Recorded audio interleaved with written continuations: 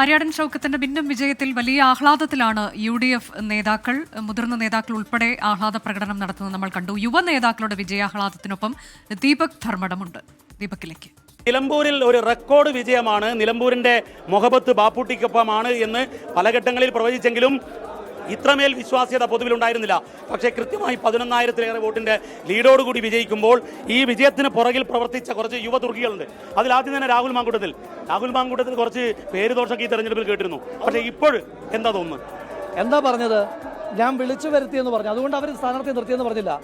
UDF അവരെ വിളിച്ചു വരുത്തിയതാണെങ്കിൽ അത് വാഴിക്കാൻ വേണ്ടിയിട്ടല്ല, അപ്പുറത്തെ ഏറ്റവും കരുത്തനെ കൊണ്ടുവന്ന് വീഴ്ത്താൻ വേണ്ടി തന്നെയായിരുന്നു. ഇനി എന്തു പറയും? തൃക്കാക്കര തോറ്റപ്പം പറഞ്ഞു അത് സ്വതന്ത്രൻ്റെതാണെന്ന്. പാലക്കാട് തോറ്റപ്പം പറഞ്ഞു ഇപ്പുറത്തുനിന്ന് ഒരാൾ അപ്പുറത്ത് കൊണ്ടുപോയതാണെന്ന്.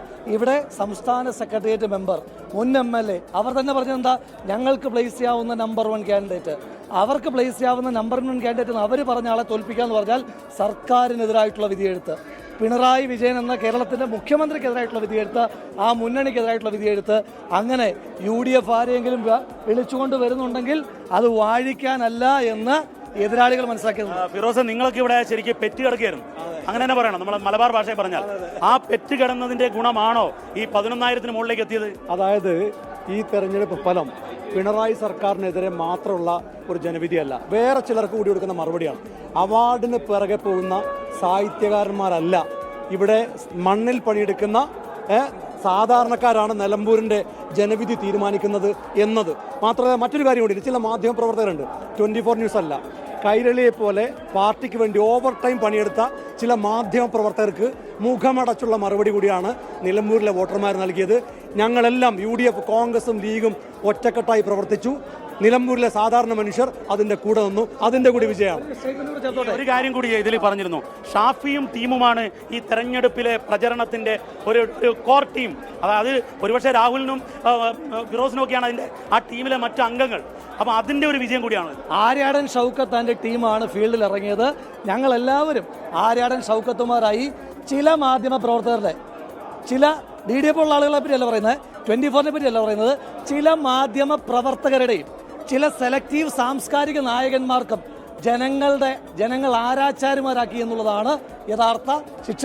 അവര് തൂക്കിലേറ്റി, ജനങ്ങൾ ആരാച്ചാരുമാരായി മാറി, അവരെല്ലാം തൂക്കിലേറ്റുന്ന ജനവിധി കൂടിയാണിത്. ഇനിയെങ്കിലും ഇത്തരത്തിൽ പാർട്ടിക്ക് വേണ്ടി ഓവർ ടൈം പണിയെടുക്കുന്ന ആളുകൾ സ്വയം ഒരു വിലയിരുത്തൽ തെരഞ്ഞെടുപ്പാകുമ്പോൾ. നമുക്ക് ഇതിന്റെയൊക്കെ പുറകിലൊരു വിജയശില്പി ഇങ്ങനെ ഇരിക്കുന്നുണ്ട്. അതേ ഇങ്ങനെ ഓരോ ബൂത്തിലെയും കണക്കുകൾ നോക്കുക. അല്ല, ആ ഒരൊറ്റ പ്രതികരണം എത്രമേൽ സന്തോഷം. നിലമ്പൂര് പ്രതികരിച്ചു കഴിഞ്ഞല്ലോ, അതന്നെ, ബാക്കിയെല്ലാം ഞാൻ പറയും. ഇതാണ് ഷാഫിയുടെ നിലപാട്. ബാക്കി പിന്നെ പറയാമെന്നുള്ളതാണ്.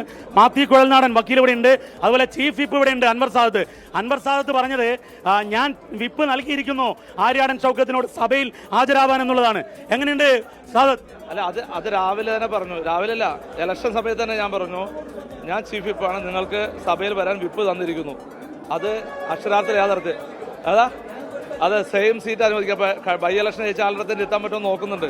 എന്തായാലും ആ വിപ്പ് ഇന്ന് യാഥാർത്ഥ്യമായേക്കാളെ തീർച്ചയായിട്ടും വമ്പിച്ച ഭൂരിപക്ഷം പഴയ MLA ദീപക് ധർമ്മടമാണ് ഇപ്പോൾ UDF യുവ നേതാക്കൾക്കൊപ്പം ചേർന്ന് അവരുടെ പ്രതികരണങ്ങൾ നൽകിയത്.